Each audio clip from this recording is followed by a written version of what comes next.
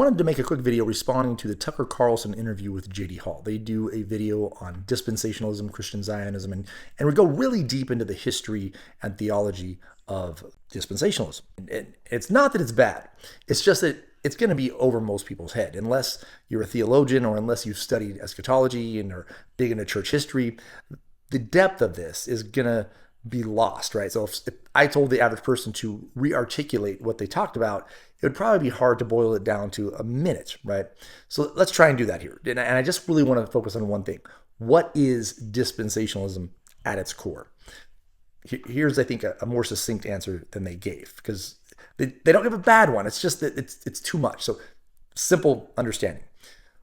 Most Christians, right, have understood the idea of God making a covenant with mankind. There's an agreement. He's our God. We're his people. He blesses us as we obey him. If we don't obey him, there's curses.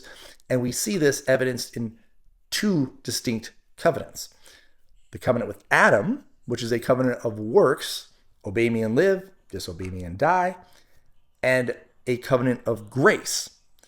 So this is something that God has to do for us, and there's still obedience in this covenant of grace, but it's merciful, it's graceful, because once Adam breaks the covenant with God, we can no longer earn it. And this is why Christ has to earn it for us, because only he now can fulfill the covenant of works. So it's not our works, it's Christ's works. So since Adam, really all we need to understand is there's a covenant of grace.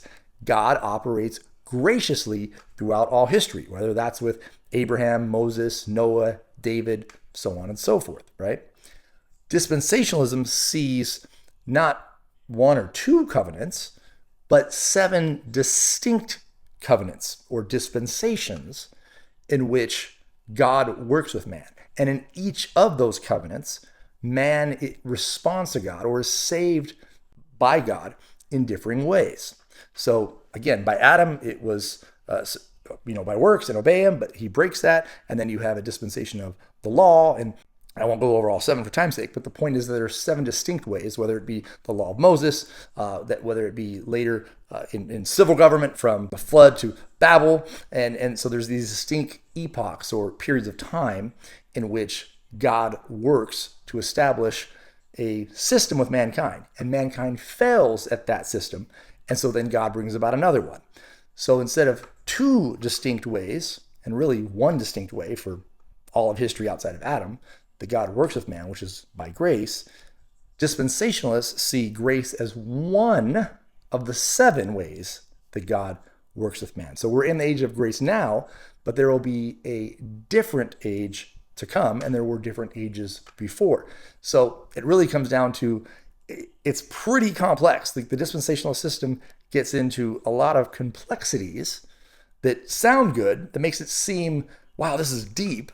But really, it's trying to kind of separate things that shouldn't be separated, because there are distinctions between the Abrahamic and Mosaic and Davidic covenants.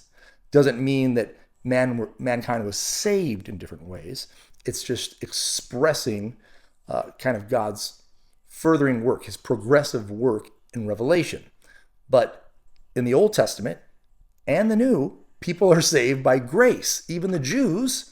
Sometimes we hear people say they would try to be saved by the law. No, they never believed that they were saved by the law. They believed that God graciously gave them the law, and by obeying it, they would be blessed, but they never thought they were saved by it. Now, some Pharisees in Jesus' day seem to be going down that route, and others throughout time, they may have corrupted it, but that was never the God-given covenant. Okay, so that's what dispensationalism misses. They believe, because some misinterpreted it, that it was God who gave them the law by which they'd be saved. And once they kind of messed up with that, then it kind of came to Christ. But then after Christ, it'll go back to temple sacrifice systems in the tribulation period, or even after the tribulation period.